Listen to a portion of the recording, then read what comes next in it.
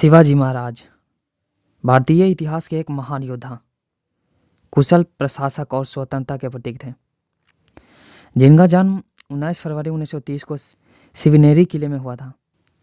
उनके पिता शाहजी भोसले बीजापुर सल्तनत के एक सेनापति थे और उनकी माता जीजाबाई धार्मिक तथा साहसी महिला थी।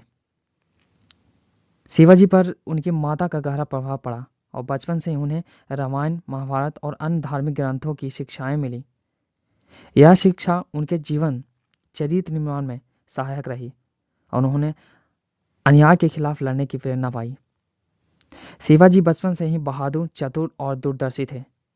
उन्होंने अपने साथियों के साथ युद्ध कला का अभ्यास किया और अपने क्षेत्र की भौगोलिक स्थिति को भलीभांति समझा। किशोरावस्था में ही उन्होंने यह संकल्प लिया कि वे मुगलों और बीजापुर की सत्ता से स्वतंत्र एक स्वराज्य की स्थापना करेंगे। उन्होंने अपने पहले सैन्य अभियान के तहत 1645 में तोरना किले पर कब्जा किया, जो उनके साहस और युद्ध नीति की पहली झलक थी। इसके बाद उन्होंने तेजी से आसपास के कई अन्य किलों पर विजय प्राप्त की, जिससे बीजापुर सल्तनत को उनकी शक्ति का एहसास हुआ।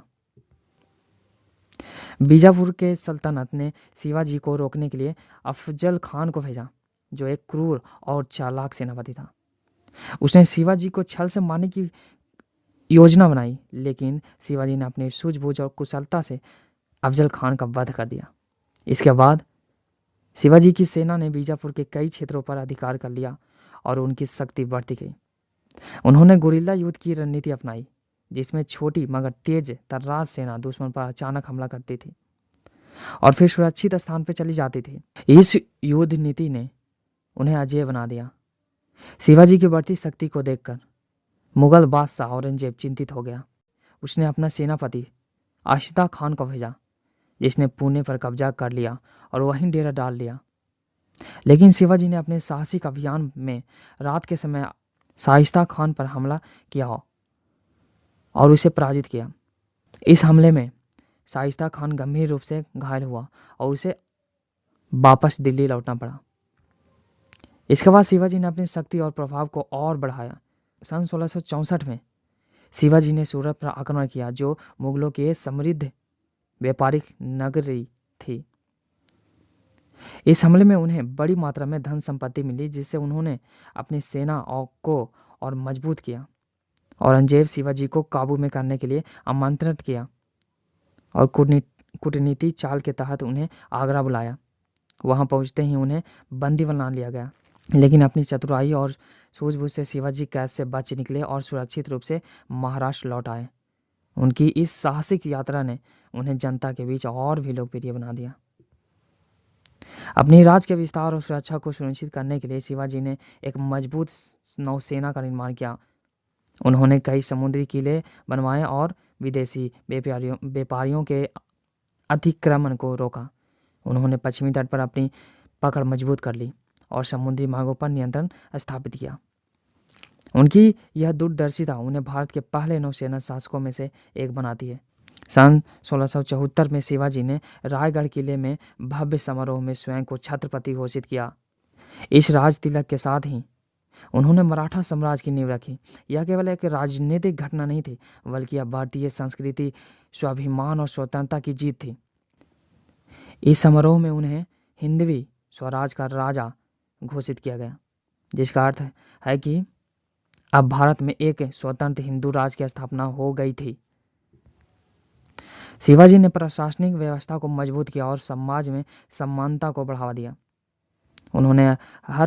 उन्होंने कर प्रणाली को व्यवस्थित किया और किसानों के हितों की रक्षा की। उन्होंने भ्रष्टाचार को समाप्त करने और न्याय प्रणाली को प्रभावी बनाने के लिए कठोर नियम बनाया था। उनकी सेना में जाति धर्म का कोई भेदभाव नहीं था, जिससे सभी वर्गों को समान अवसर मिले। वे धार्मिक सहिष्णुता के पक्षधर थे और उन्होंने सभी धर्मों का सम्मान किया। शिवाजी महाराज केवल एक योद्धा नहीं, बल्कि एक आदर्श प्रशासक और दूरदर्शी नेता भी थे। उन्होंने अपनी जनता की भलाई के लिए कई महत्वपूर्ण सुधार किए। उन्होंने महिलाओं की सुरक्षा पर विशेष ध्यान दिया और उनकी सेना में अनुशासन को सर्वोपरि रखा। वे सादगीपूर्ण जीवन जीते थे और जनता के साथ सीधा संपर्क बनाए रखते थे। शिवाजी का पूरा जीवन संघर्ष और वीरता की गाथा से भरा हुआ था। उन्होंने अपनी पूरी जिंदगी स्वराज की स्थापना और सुरक्षा के लिए समर्पित कर दी। 3 अप्रैल 1680 को रायगढ़ किले में उनका निधन हो गया।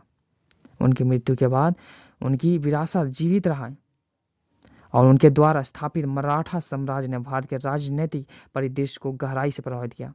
आज भी शिवाजी महाराज के वीरता, साहस, स्वतंत्रता के प्रतीक के रूप में याद किया जाता है। उनकी युद्ध नीति, प्रशासनिक दक्षता और दूरदर्शिता ने उन्हें भारतीय इतिहास के महानतम शासकों में से स्थान दिलाया है। वे केवल मराठा साम्राज्य के संस्थापक ही नहीं, बल्कि संपूर्ण भारत के लिए प्रेरणा का स्रोत हैं। उनका जीवन हमें सिखाता है कि संकल्प, साहस और रणनीति के साथ किसी भी कठिनाई को पार किया जा सकता है और स्वतंत्रता का सपना साकार किया जा सकता है। धन्यवाद।